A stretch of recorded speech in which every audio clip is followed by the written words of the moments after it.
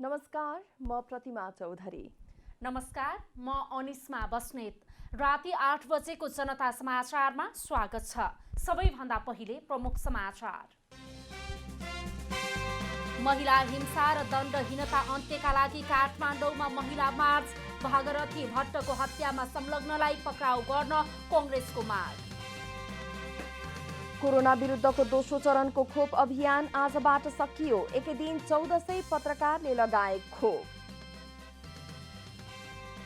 रूपन्देहीको बेलैया नाकामा निर्माण गर्ने भनिएको एकीकृत जाँच चौकी 15 वर्षदेखि अलपत्र। भारतीय पक्षले सम्झौता कार्यान्वयन नगर्दा समस्या। अमेरिकी पूर्व राष्ट्रपति ट्रम्पको महाभियोगमाथि डेमोक्रेटिक सांसदहरूको बहस सकियो। क्यापिटल हिल्समा ट्रम्पकै कारण दंगा भड्किएको दाबी। र आगामी मार्चमा ओमानमा हुने नेपाल, ओमान र अमेरिका बीचको त्रिकोणात्मक सिरिज स्थगित।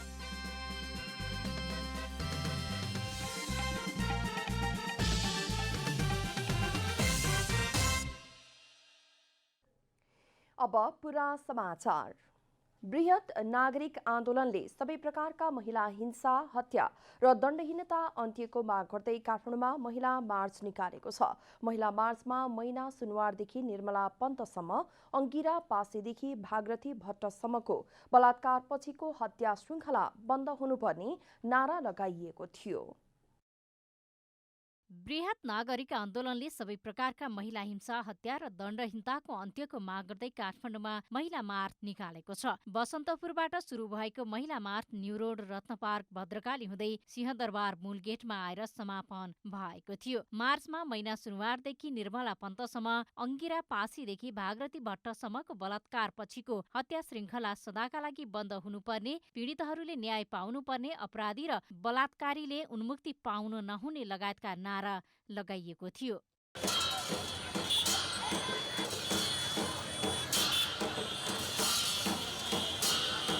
बसन्तपुरबाट सुरु भएको मार्चमा कलाकारहरूले असंवैधानिक कदमको दाह संस्कार गरिएको भन्दै प्रतीकात्मक रूपमा शवयात्रा गरेका थिए।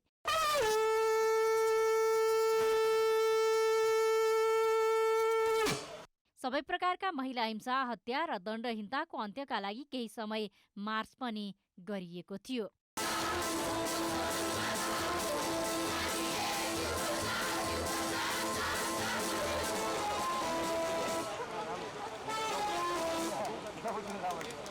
मार्चमा सहभागी कलाकारले महिला विरुद्धको हत्या, हिंसा लगायत बारे प्रतीकात्मक नाटक प्रदर्शन गरेका थिए।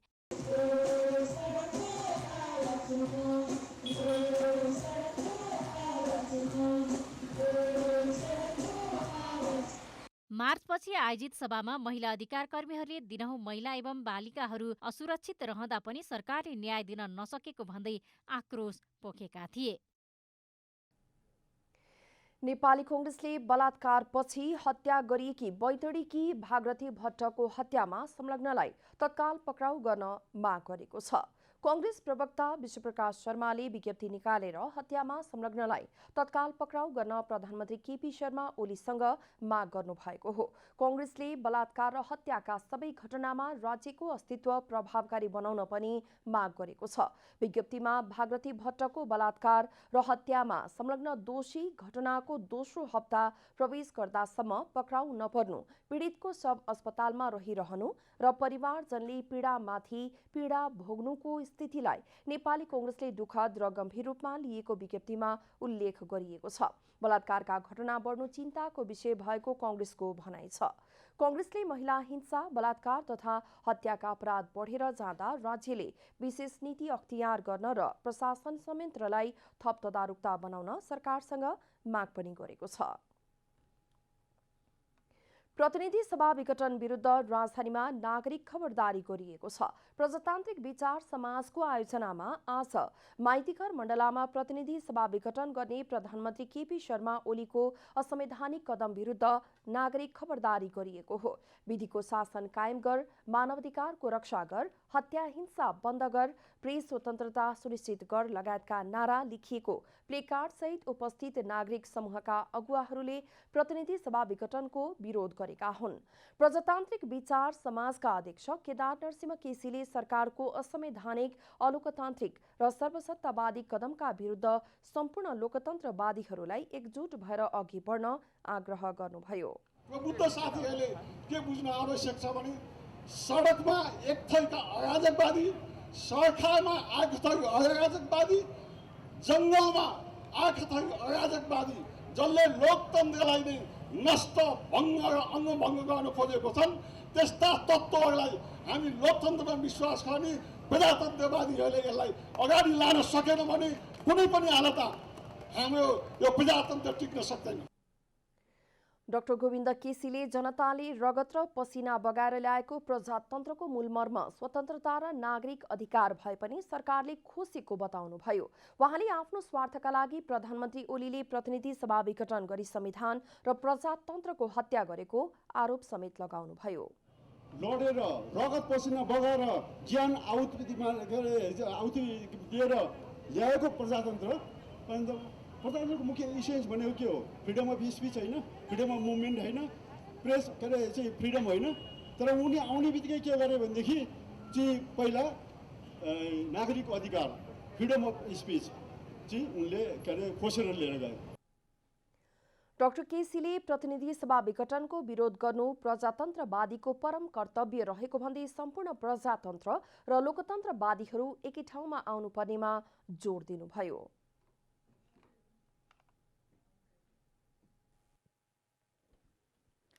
प्रतिनिधि सभा विघटनको विरोधमा स्रष्टाहरूले प्रदर्शन गरेका छन्। स्रष्टाहरूले काठमाडौँमा हातमा साङ्लो बाँधेर प्रदर्शन गरेका हुन्।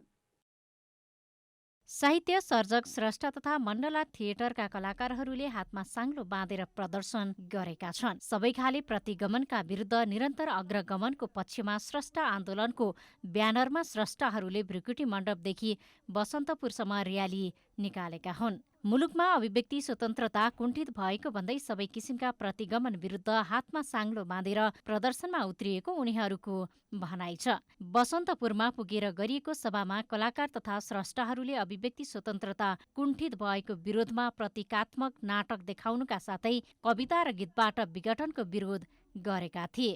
हाम्रा विचारमा प्रतिबन्ध लगाउँदै, हाम्रा हातहरूमा हत्कडी पहिराउँदै, तिमी भन्छौ लेख्न त लेख तर यो गीत नलेख, हामी भने त्यही गीत लेखिरहन्छौँ।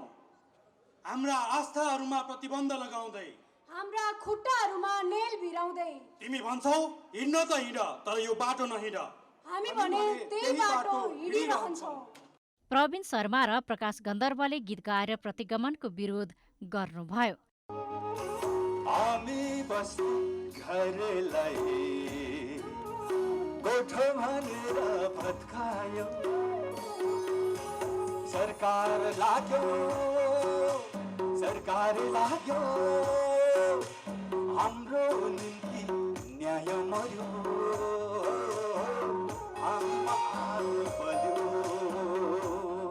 सपनीमा देख्छु चम्किलो बाटो, हिँड्छु म लखर लखर, बिरालो कालो काट्न त्यही बाटो गर्दैछ तर्खर तर्खर, दकुर्ने मनलाई हिँड्न म भन्छु मान्दैन गर्छ स्यास्या, बिरको टोको बिसाउनै गाह्रो बिरैमा भए फ्याफ्या। कवि श्रवण मुकारुङले अभिव्यक्ति स्वतन्त्रताको रक्षा गर्नु सबैको साझा मुद्दा भएकाले प्रतिगमन विरुद्ध सबै स्रष्टाहरू एक ठाउँमा उभिनुपर्ने बताउनुभयो। म तमाम स्रष्टाहरू जो अहिले उपन्यास लेखिरहनु भएको छ, महाकाव्य लेखिरहनु भएको होला, निबन्ध लेखिरहनु भएको होला, कोही पेन्टिङ गरिरहनु भएको होला, कोही सङ्गीतको सुर निकालिरहनु भएको होला, यहाँ सडकमा आउनुहोस्। सडकमा आएपछि, जमिनमा तपाईँले पाइतला राखेपछि तब मात्रै तपाईँको महाकाव्य पूर्ण हुनेछ। स्रष्टाहरूको प्रदर्शनमा पत्रकार एवं साहित्यकार नारायण वाग्ले, हरिगोविन्द लुइटेल, दयाहाङ राई, निनु चापागाई, बिमला राई लगायतको उपस्थिति रहेको थियो। गुठी जग्गा संरक्षण सङ्घर्ष समितिले मुलुकभरका सरकारी सार्वजनिक एवं गुठी जग्गा आफू मातहत ल्याएर संरक्षण गर्न सरकारलाई दबाब दिएको छ। समितिले आज काठमाडौँमा कार्यक्रम गरी सरकारी जग्गा संरक्षणको माग गर्दै सङ्कलन गरिएको हस्ताक्षर सरकारलाई बुझाउने जानकारी दिएको हो। सङ्घर्ष समितिले ललिता निवास बालुवाटार लगायतका सरकारी जग्गा सरकारले आफ्नै मातहतमा ल्याई भोग चलन गराउन दबाब दिँदै माघ 23 गतेदेखि हस्ताक्षर अभियान चलाएको थियो। समितिले ललिता निवास र सुनसरीको धरान स्थित सर्दु जलाधारको 348 बिघा जग्गा नेपाल सरकारको नाममा कायम गरी सो जग्गा अपचलन गर्ने उपर कारवाही गर्न दबाब दिन हस्ताक्षर अभियान सञ्चालन गरेको थियो। त्यसै गरी धोबी खोला बगेको साबिक नगर 25 क कित्ता नम्बर 505 को जग्गामा मोही लाग्ने गरी मन्त्री परिषदबाट निर्णय गर्ने प्रधानमन्त्री उपर कारवाही गरी सो जग्गा सरकारको नाममा दर्ता गर्न मालपोत कार्यालयले राजकुलो र बाटोमा समेत मोही कायम गर्ने गरेको निर्णयलाई सदर गर्ने न्यायाधीशलाई कारवाहीको माग गरिएको छ। भत्किएको पुलको जग्गा र धरान स्थित 348 बिघा सर्दु जलाधार क्षेत्रको जग्गा अपचलन भएको छ, त्यो विषयमा उठाएका छौँ। यस्ता भएका त धेरै छन्। सगरमाथाको 50 रुपैयाँमा नि कृत्य गरिएको छ, अनि यहाँ लक्ष्मीनारायणको मन्दिर पनि दर्ता भएको छ, अनि धेरैतिर छन्। यहाँ अब बाँकेको बागेश्वरीको 84 बिघा जग्गा अपचलन भएका धेरै छन्। सङ्घर्ष समितिले सङ्कलन गरेको हस्ताक्षर सम्बन्धित मन्त्रालय तथा निकायहरूमा पुर्याइने जनाएको छ। नेपाल कम्युनिस्ट पार्टी आन्दोलनरत पक्षका नेता भानुभक्त जोशीले प्रतिगमन विरुद्धको आन्दोलनमा सबै राजनीतिक क्षेत्रका मानिसहरूलाई समेट्नुपर्ने बताउनु भएको छ। बझाङ काठमाडौँ सम्पर्क मञ्च तथा अनेरा सोभियु बझाङ काठमाडौँ सम्पर्क कमिटीले काठमाडौँमा आज गरेको कार्यकर्ता भेलामा बोल्दै नेता जोशीले प्रधानमन्त्री केपी शर्मा ओलीले गरेको प्रतिगमन विरुद्ध सबै क्षेत्र र वर्गलाई समेटेर अघि बढ्नुपर्ने बताउनुभयो। प्रतिनिधि सभाको विघटन गरेर प्रधानमन्त्रीले संविधान र लोकतन्त्रमाथि प्रतिगमन गरेको भन्दै उहाँले यो विषय नेकपाको मात्रै नभई सिङ्गो राष्ट्र र राष्ट्रवादीको विषय भएकाले देशव्यापी सङ्घर्ष चर्काउनु पर्ने बताउनु भयो। नेकपामा जसरी धुजा पार्ने काम केपी शर्मा ओलीले गरेका छन्, फेरि हामीले एकपल्ट देशव्यापी रूपमा आवाराहुरी जस्तै गरिकन सङ्घर्ष गर्नुपर्ने अवस्था आएको छ। अहिलेको मुख्य काम भनेको केपी शर्मा ओलीले गरेको प्रतिगमनका विरुद्धमा फेरि देशव्यापी रूपमा कार्यकर्ताहरूलाई मात्र होइन, युवाहरूलाई, बुद्धिजीवीहरूलाई, पत्रकारलाई, सबै राजनीतिक क्षेत्रका मान्छेलाई समेटेर जानु बाहेक अरू उपाय छैन। उहाँले प्रतिगमन परास्त गर्ने सङ्घर्षका कार्यक्रममा सहभागी हुन सबै कार्यकर्ताहरूलाई निर्देशन समेत दिनुभयो। पछिल्लो 24 घण्टामा देशभर 127 जनामा कोरोना भाइरसको संक्रमण पुष्टि भएको छ। 4000 जनाको पीसीआर परीक्षण गर्दा 127 जनामा कोरोना संक्रमण पुष्टि भएको स्वास्थ्य तथा जनसङ्ख्या मन्त्रालयले जनाएको छ। यो सँगै नेपालमा कोरोना संक्रमण पुष्टि हुनेको कुल संख्या 2,72,557 पुगेको छ। यस्तै पछिल्लो 24 घण्टामा 136 जना सहित 2,68,796 जना निको भएका छन्। थप 2 जनाको ज्यान गएसँगै कोरोना संक्रमणबाट मृत्यु हुनेको संख्या 2054 पुगेको छ। हाल देशभर 1707 जना सक्रिय संक्रमित रहेको मन्त्रालयले जनाएको छ। दोस्रो चरणको अन्तिम दिन 1400 पत्रकारहरूले कोरोना खोप लगाएका छन्। सुरुवाती दिनमा सूचना विभागको कार्ड देखाएर मात्र खोप लगाउने व्यवस्था गरिँदा खोप लगाउनेको संख्या न्यून थियो। शुक्रबार निजामती कर्मचारी अस्पतालमा कोरोना विरुद्ध भ्याक्सिन लगाउने पत्रकारको संख्या बाक्लो थियो। दोस्रो चरणको अन्तिम दिन पत्रकारहरूको भिड बाक्लो देखिएको हो। पहिलो चरणमा सफाई तथा स्वास्थ्य कर्मीलाई भ्याक्सिन लगाएको सरकारले दोस्रो चरणमा दूतावास, राष्ट्रसङ्घीय निकायका कर्मचारी र पत्रकारलाई प्राथमिकतामा राखेको थियो। माघ 26 गतेबाट सुरु भएको दोस्रो चरणको अभियान अन्तर्गत सुरुवाती दिनहरूमा खोप लगाउन आउने पत्रकारको संख्या न्यून थियो। यो दुविधा नै लाउँ या नलाउँ भन्ने दुविधा त भएकै हो, तर पनि यति धेरै मान्छेहरूले लाइरहेका छन्, यसरी परीक्षण भएर आएको हो, त्यस कारणले गर्दाखेरि यो लाउनु नै बुद्धिमत्ता हुन्छ होला भन्ने लाग्यो। त्यस कारणले गर्दा हामी आज लगाउनको निम्ति आयो। सुरुवाती दिनमा सूचना विभागको कार्डको आधारमा मात्रै खोप लगाइने व्यवस्था गर्दा पनि पत्रकारको सङ्ख्या न्यून थियो। तर नेपाल पत्रकार महासङ्घले सहजीकरण गर्दा खोप लगाउने पत्रकारको सङ्ख्या बढेको हो। नेपाल पत्रकार महासङ्घको कार्ड र सूचना विभागको प्रेस कार्डको आधारमा मात्रै हिजो अस्ति हामीले चाहिँ खोप दिएका थियौँ भने आजदेखि चाहिँ नेपाल पत्रकार महासङ्घको सिफारिसमा पत्रकारहरूलाई सहज रूपमा खोप लगाउने वातावरण सिर्जना भएकोले गर्दा आज अलि बढी चाप देखिएको छ। सुरुवाती दिनहरूमा जम्मा 600 पत्रकारले मात्रै खोप लगाए पनि अन्तिम दिन शुक्रबार झन्नै 1400 पत्रकारले खोप लगाएका हुन्। महासङ्घका अनुसार राजधानीमा मात्रै 2000 पत्रकारले खोप लगाएका छन्। भ्याक्सिन चाहिँ 13,900 पत्रकारको नाममा छुट्याएको छ। 13,900 अब देशैभरि लगाउँछन् र यो काठमाडौँको हकमा, विशेष गरी काठमाडौँ उपत्यकाको हकमा आज अन्तिम दिनसम्म झन्डै 2000 पत्रकार साथीहरूले खोप लगाउनु भएको छ। सहज रूपमै सुरुवातको दिनहरूमा साथीहरूलाई के हो कसो हो भन्ने थियो। अन्तिम दिनमा धेरै साथीहरूको सहभागिता पनि उत्साहजनक छ। भारत सरकारले सहयोग स्वरूप उपलब्ध गराएको 10 लाख डोज कोभिसिल्ड भ्याक्सिन 4.5 लाखलाई लगाइने सरकारी लक्ष्य छ। हाल लक्ष्यको आधा प्रतिशत डोज वितरण भएको स्वास्थ्य मन्त्रालयले जनाएको छ। क्यामेरामा प्रदीपमान सिंहका साथ ऋषि खतिवडा, काठमाडौँ। शताब्दी पुरुष सत्यमोहन जोशी र उहाँकी धर्मपत्नी राधादेवी जोशीले मरणोपरान्त आफ्नो शरीर चिकित्सा विज्ञानको प्रयोगात्मक अध्ययनका लागि दान गर्ने घोषणा गर्नुभएको छ। आजै कार्यक्रमका बीच जोशी दम्पतिले आफ्नो शरीरको शेषपछि चिकित्सा विज्ञानको प्रयोगात्मक अध्ययनका लागि किस्ट मेडिकल कलेजलाई अर्पण गर्ने जानकारी दिनुभयो। शताब्दी पुरुष सत्यमोहन जोशी र उहाँकी धर्मपत्नी राधादेवी जोशीले किस्ट मेडिकल कलेजलाई लेखिएको शरीर दान गर्ने मञ्जुरी पत्रमा हस्ताक्षर गर्नुभएको हो। उहाँहरूले आफ्नो छोरा अनुराग जोशी समेतको सहमतिमा हस्ताक्षर गर्नुभएको हो। शताब्दी पुरुष जोशीले आफ्नो शरीरको लामो आयु कसरी भयो भनेर अध्ययन गर्न काम लागोस् भनेर स्वेच्छाले दान दिएको बताउनुभयो। यस शरीरमा यसको लन्जिभिटी, यसको लामो आयु कसरी भयो, कुन तत्त्वले यसलाई बनाइदियो भने त्यो त उनीहरूले गर्छन्, तपाईँको काम लाग्छ नि। त्यो भएको हुनाले मैले यो शरीर दानको हुन्छ शरीर दानै दिउँ भनेर हामी दुईजना लोग्नेर स्वास्थ्य मिलेर दान दिएको कथा त यही हो। यो पनि बढी चाहिँ केही होइन।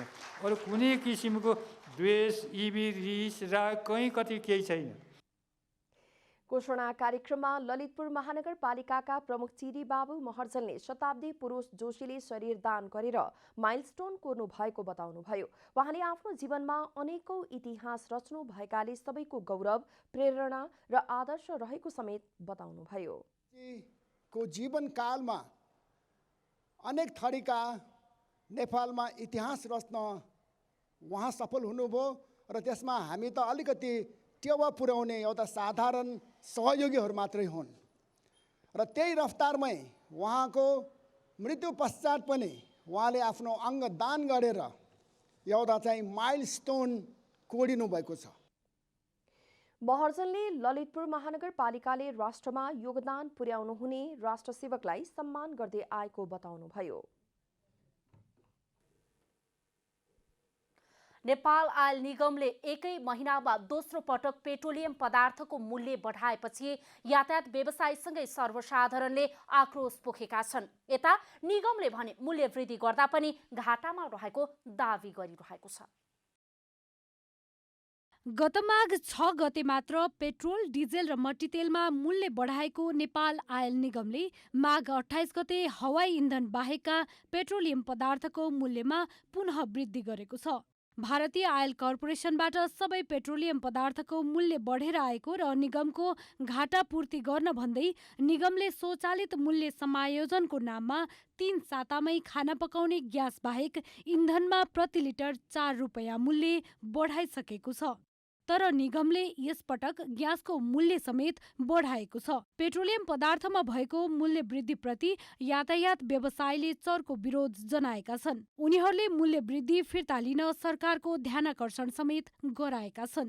अचानक यसरी चाहिँ मूल्य वृद्धि हुँदाखेरि यो सामाजिक रूपमा सबै चिजमा चाहिँ यसले मूल्य वृद्धि गर्छ। अब यो बेलामा यो बिना मौसम यो चाहिँ बाजा बजेको हामीले महसुस गरेका छौँ र त्यसमाथि पनि प्रत्यक्ष रूपमा सार्वजनिक यातायात त्यो चाहिँ ढुवानी क्षेत्रतिर होस् अथवा चाहिँ यता पब्लिक ट्रान्सपोर्टतिर होस्, यसले चाहिँ ठुलो असर पर्ने अवस्था देखिएको छ। त्यसमाथि पनि यो कोरोना कोहरबाट यो ग्रस्त चाहिँ सङ्कटग्रस्त रूपमा रहेको सार्वजनिक यातायात यसले गर्दाखेरि ठुलो मारमा पर्नेछ। व्यवसायसँगै उपभोक्ताले समेत कोरोनाले निम्त्याएको सङ्कटमा पटक पटक मूल्य बढाउन नहुने भन्दै मूल्य वृद्धि फिर्ता लिन माग गरेका छन्। 25 रुपियाँले मान्छेलाई भनौँ न भाडामा बस्ने एउटा स्टुडेन्टलाई त 2 छाक 3 छाक तरकारी नै पुग्छ हैन। त्यति तरकारी पुग्यो भने उनीहरूलाई कति राहत हुन्छ। त्यसैले यो के अरे ग्यासको भाउ चाहिँ बढाउनु हुँदैन। पेट्रोलको नि बढाउनु हुँदैन, ग्यासको नि भाउ बढाउन फिर्ता लिनुपर्छ। त्यही के किसिमले बढायो, किन बढायो, सबैलाई यस्तो अवस्थामा बढाउन नहुने थियो। नभए घटाउनु पर्यो, कम गराउनु पर्यो, यही मेरो। घाटा बेहोर्ने नाउँमा महिनाको 2 पटक पेट्रोलियम पदार्थको मूल्य वृद्धि हुँदा उपभोक्ता दोहोरो मारमा पर्ने र यसप्रति अधिकार कर्मीहरूले सरकारको ध्यानाकर्षण नगराएको भन्दै उपभोक्ता कर्मीले समेत आक्रोश पोखेका छन्। 2 महिनाको बोनस खाने, अहिले आएर घाटा पर्यो भनेर तपाईँको पेट्रोल प्रोडक्ट्समा मूल्य बढाएर त्यसमा फेरि चाहिँ महँगीको यो धार छेक्ने गरी चाहिँ जुन किसिमले मूल्य वृद्धि गरियो सरकार आफैले, र त्यसले निजी क्षेत्रका व्यवसायहरूलाई पनि अनुचित व्यापारिक क्रियाकलाप गर्ने, कृत्रिम मूल्य वृद्धि गर्ने यो कामलाई प्रोत्साहित गर्दछ। गत बुधबार राति 12 बजेदेखि लागू हुने गरी नेपाल आयल निगमले पेट्रोल, डिजेल र मट्टीतेलमा समान 2 रुपैयाँका दरले र खाना पकाउने एलपी ग्यासमा 25 रुपैयाँ मूल्य वृद्धि गरेको हो। मूल्य समायोजन पछि पनि निगमलाई पेट्रोलमा प्रति लिटर 5 रुपैयाँ 16 पैसा र डिजेलमा प्रति लिटर 3 रुपैयाँ 1 पैसा घाटा रहेको निगमको दाबी छ। क्यामेरामा साजन थापाका साथ रूपा घिमिरे, काठमाडौँ। रूपन्देहीको बेलहिया नाकामा निर्माण गर्ने भनिएको अन्तर्राष्ट्रिय स्तरको एकीकृत जाँच चौकी 15 वर्षदेखि अलपत्र छ। नेपाल र भारतबीच हुने आयात निर्यात सहज बनाउने उद्देश्यले सन् 2005 मा दुई देशबीच सुनौलीमा आईसीपी निर्माण गर्ने सहमति भएको थियो। नेपाल भारतबीच हुने आयात निर्यात सहज बनाउने उद्देश्यले सन् 2005 मा दुई देशबीच सुनौलीमा आईसीपी निर्माण गर्ने सहमति भए पनि सहमति कार्यान्वयन नहुँदा आईसीपी निर्माण कार्य अलपत्र परेको छ। भारततर्फ पार्किङ अभावले गर्दा दैनिक नेपालतर्फ राजस्व गिरावट भइरहेकोले सरकारले भारतसँग समन्वय गरी तत्काल निर्माण प्रक्रिया अघि बढाउनुपर्ने देखिन्छ। दुई देशबीच सहमति हुँदा थपिएको उत्साह अहिले निर्माणमा भएको ढिलाइले नैराश्यतामा परिणत भएको छ। तथापि पनि वीरगञ्ज र विराटनगर नेपालगञ्जमा जग्गा अधिग्रहण गर्ने काम पछि भयो। भैरवा भन्सारमा पहिले 51 बिघा जग्गा अधिग्रहण गरेर राखियो र अब दुई देशको बीचको सम्झौतामा के भनिएको छ भने सरकारले, नेपाल सरकारले जग्गा उपलब्ध गराइदिने र भारतीय पक्षले त्यसको निर्माण कामहरू जति छ भारतीय पक्षले गर्ने भन्ने चाहिँ नि त्यसमा सम्झौतामा त्यो निर्णय भएको थियो। तथापि पनि अब आईसीपी बन्नलाई वीरगञ्जमा बनिसक्यो, सञ्चालनमा आइसकेको छ, विराटनगरमा पनि सञ्चालनमा आइसक्यो, नेपालगञ्जमा चाहिँ नि अब बन्ने क्रममा छ र भैरवामा अहिले त्यसको सुरुवातै भएको छैन। नेपालतर्फ आईसीपीका लागि आवश्यक 52 बिघा जमिन अधिग्रहण भइसके पनि भारतीय पक्षले सम्झौता बमोजिम काम अघि बढाउन सकेको छैन। देशका मुख्य 4वटा सीमा नाकाहरूमध्ये वीरगञ्जमा आईसीपी निर्माण सम्पन्न भई कार्यान्वयनमा समेत आइसकेको छ।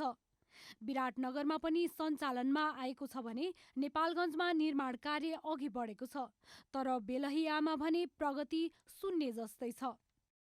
जुन आईसीपी सरकारले आजभन्दा 17-18 वर्ष पहिला जुन एउटा कन्सेप्ट ल्याएर आईसीपी बनाउने भन्ने कुरो आयो र नेपाल सरकारले जुन आईसीपी बनाउनको लागि नेपालतर्फ 54 बिघा जग्गा पनि अधिग्रहण गरिसकेको अवस्था हो। यो विषयमा हामीले वाणिज्य मन्त्रालयसँग कुरा गर्दाखेरि मन्त्रालयका सहसचिवज्यूहरू सचिवज्यूहरूले चाहिँ भारतसँग चाहिँ हाम्रो समझदारी अगाडि बढिरहेको छ। भारत शहरी विकास तथा भवन निर्माण विभागका अनुसार 2 अर्ब 37 करोड 53 लाख भारतीय रुपैयाँ लागतमा आईसीपी निर्माणका लागि भारतीय पक्षबाट नक्साङ्कन र डिजाइन तयार पारी नेपाल सरकारलाई उपलब्ध गराइसकेको छ। रूपन्देहीबाट प्रतीक पौडेलको रिपोर्ट। अब आर्थिक समाचार।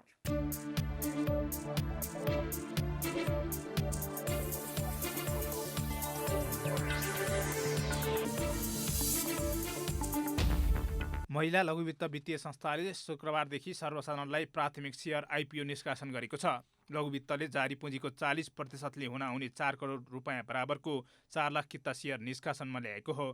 त्यसमध्ये 0.5% अर्थात् 5,000 किता सेयर कर्मचारीहरू र 5% अर्थात् 20,000 किता सेयर सामूहिक लगानी कोषका लागि सुरक्षित गरी बाँकी रहने 3,75,000 किता सेयरमा सर्वसाधारणले आवेदन दिन सक्नेछन्। आइपिओमा न्यूनतम 10 किता र अधिकतम 1,000 कितासम्मको लागि आवेदन दिन सकिनेछ। नेपाल धितोपत्र बोर्डबाट अनुमति प्राप्त आश्वा सदस्य ब्याङ्क तथा वित्तीय संस्थाहरू र मेरो सेयर मार्फत आइपिओमा आवेदन दिन सकिनेछ। लघुवित्तको आइपिओमा माघ 30 गतेदेखि फागुन 5 गतेसम्म आवेदन दिन सकिनेछ। त्यस अवधिसम्ममा माग अनुसार आवेदन नपरेमा फागुन 14 गतेसम्म म्याद थप हुनेछ। लघुवित्तको धितोपत्र निष्कासन तथा बिक्री प्रबन्धक Nepal SBI merchant banking limited रहेको छ भने प्रत्याभूतकर्ता प्रभु क्यापिटल रहेको छ। पर्यटन पुनरुत्थान कार्यदल TRTF नेपालद्वारा GIZ र गेट फाउन्डेसनको प्राविधिक सहयोगमा आयोजना गरिएको स्वास्थ्य र सुरक्षा प्रोटोकल सम्बन्धी प्रशिक्षण तालिम सम्पन्न भएको छ। स्वास्थ्य र स्वच्छता सुरक्षा प्रोटोकल र दिगो गन्तव्य प्रबन्धनका विषयमा पश्चिम नेपालका 3वटा प्रदेशका 5 जिल्लामा अवस्थित 11 नगरपालिकामा 55 स्थानीय च्याम्पियनहरूबीच जिम्मेवार अभ्यासबारे विस्तृत रूपमा प्रशिक्षण गरिएको हो। यिनै स्थानीय च्याम्पियनहरूले आफ्नो क्षेत्रमा थप 2,750 पर्यटक सेवा प्रदायकहरूलाई तालिम प्रदान गर्नेछन्। शुक्रबार सुनको मूल्य तोलामा 600 रुपियाँले घटेको छ। बजारमा छापावाला सुन प्रति तोला 90,900 रुपियाँमा कारोबार भएको नेपाल सुन चाँदी व्यवसायी महासङ्घले जनाएको छ। बिहिबार छापावाला सुन प्रति तोला 91,500 रुपियाँमा कारोबार भएको थियो। शुक्रबार तेजाबी सुन प्रति तोला 90,400 रुपियाँमा कारोबार भएको छ। चाँदीको मूल्य भने तोलामा 5 रुपियाँले बढेर प्रति तोला 1,320 रुपियाँमा किनबेच भएको छ। अन्तर्राष्ट्रिय बजारमा मूल्य घटेर सुन प्रति औँस $1,823 हाराहारीमा कारोबार भइरहेको छ।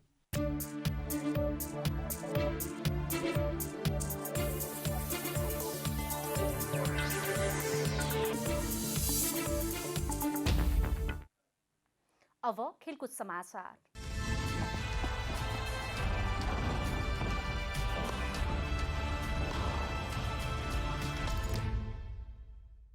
आइसिसी विश्वकप क्रिकेट लिग 2 अन्तर्गत नेपाल ओमान र अमेरिका बीचको त्रिकोणात्मक सिरिज स्थगित भएको छ। नेपाल क्रिकेट संघले शुक्रबार ओमानमा हुने सिरिज स्थगित भएको जनाएको हो। कोरोनाको बढ्दो महामारी, क्वारेन्टाइनको प्रावधान र भ्रमणमा कडाइका कारण आइसिसीको अर्को सूचना नआएसम्मका लागि सिरिज स्थगित भएको क्यानले जनाएको छ। ओमानमा हुने सिरिज मार्च 19 देखि 28 सम्म हुने तालिका रहेको थियो। यस्तै आइसिसीले अप्रिल र मेमा तय भएको पपुवा न्युगिनी, ओमान र स्कटल्यान्ड तथा पपुवा न्युगिनी, अमेरिका र नामिबिया बीचको सिरिज पनि स्थगित गरेको छ। सिरिजका लागि नेपालले ट्युब क्रिकेट मैदानमा प्रशिक्षण समेत सुरु गरिसकेको थियो। मुख्य प्रशिक्षक डेभ वाटमरको नेतृत्वमा नेपाली टिमले तयारी सुरु गरेको हो। अब दोस्रो चरणको प्रशिक्षण शनिबारबाट सुरु हुनेछ।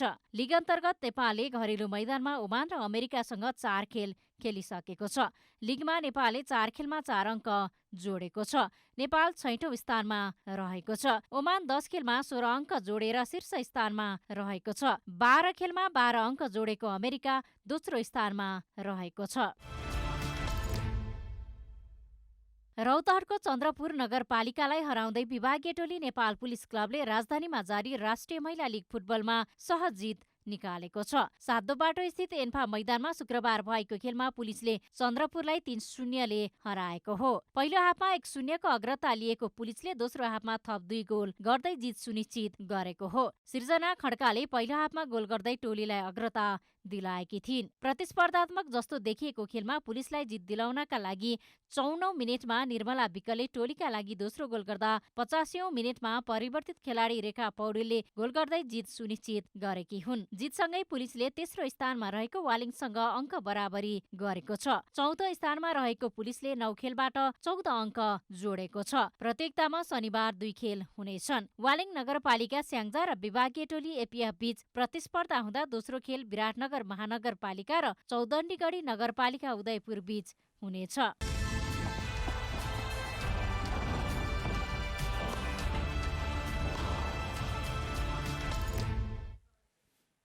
अब मौसम समाचार।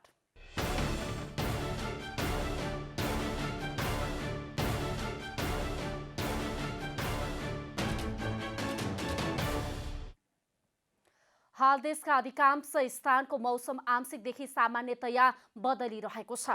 आज राति देशभर मौसम सामान्यतया बदलिरहे देशका उच्च पहाडी तथा हिमाली भूभागका केही स्थानहरूमा हल्का हिमपातको सम्भावना रहेको जल तथा मौसम पूर्वानुमान महाशाखाले जनाएको छ। अब देशभरका विभिन्न स्थानका मौसम सम्बन्धी थप विवरण।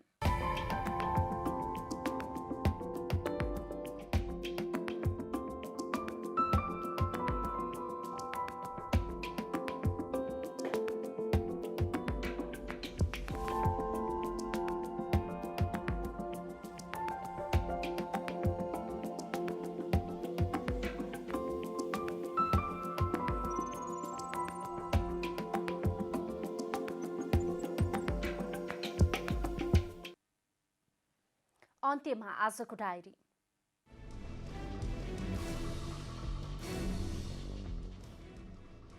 प्रतिनिधि सभा विघटन विरुद्ध राजधानीमा नागरिक खबरदारी गरिएको छ। विधिको शासन कायम गर, मानवाधिकारको रक्षा गर, हत्या हिंसा बन्द गर, प्रेस स्वतन्त्रता सुनिश्चित गर लगायतका नारा लेखिएको प्ले कार्ड सहित उपस्थित नागरिक समूहका अगुवाहरूले प्रतिनिधि सभा विघटनको विरोध गरेका छन्। त्यस्तै प्रतिनिधि सभा विघटनको विरोधमा स्रष्टाहरूले काठमाडौँमा हातमा साङ्लो बाँधेर प्रदर्शन गरेका छन्। दोस्रो चरणको अन्तिम दिन आज 1400 पत्रकारले कोरोना खोप लगाएका छन्। सुरुवाती दिनमा सूचना विभागको कार्ड देखाएर मात्र खोप लगाउने व्यवस्था गरिँदा खोप लगाउनेको संख्या न्यून थियो। यस्तै 2 फागुनदेखि 8 फागुनसम्म कोरोना विरुद्ध खोप अभियानलाई तीव्रता दिइने भएको छ, जसमा सबै सरकारी कार्यालय, सार्वजनिक संस्थान तथा बैंकका कर्मचारी, स्थानीय तहका निर्वाचित जनप्रतिनिधिहरूलाई खोप लगाइनेछ। शताब्दी पुरुष सत्यमोहन जोशी र उहाँकी धर्मपत्नी राधादेवी जोशीले मरणोपरान्त आफ्नो शरीर चिकित्सा विज्ञानको प्रयोगात्मक अध्ययनका लागि किस्ट मेडिकल कलेजलाई दान गर्ने घोषणा गर्नुभएको छ। शताब्दी पुरुष जोशीले आफ्नो शरीरको लामो आयु कसरी भयो भनेर अध्ययन गर्न काम लागोस् भनेर स्वेच्छाले दान दिएको बताउनुभयो। अफगान सेनाले कान्दाहार प्रान्तमा गरेको सुरक्षा कारबाहीमा तालिबान समूहका कम्तीमा 15 जना लडाकु मारिएका छन्। अफगान हवाई बलको सहयोगमा भएको कारबाहीमा अन्य 7 जना घाइते भएको अन्तर्राष्ट्रिय समाचार संस्था सिन्वाले जनाएको छ। तालिबान समूहले भने कारबाहीका बारेमा केही प्रतिक्रिया दिएको छैन। रौतहटको चन्द्रपुर नगरपालिकालाई हराउँदै विभागीय टोली नेपाल पुलिस क्लबले राजधानीमा जारी राष्ट्रिय महिला लीगमा सहज जित निकालेको छ। आज भएको खेलमा पुलिसले चन्द्रपुरलाई 3-0 ले हराएको हो। जितसँगै पुलिसले तेस्रो स्थानमा रहेको वालिङसँग अङ्क बराबरी गरेको छ।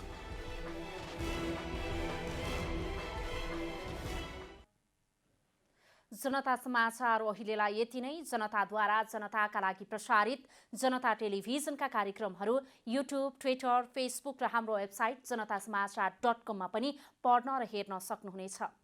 सूचनामा तपाईको सहभागिता, समयमा समाचार हाम्रो प्रतिबद्धता। कोरोना भाइरसको संक्रमणबाट बस्न नियमित रूपमा साबुन पानीले मिचिमिची हात धौँ, भिडभाडबाट टाढै रहौं।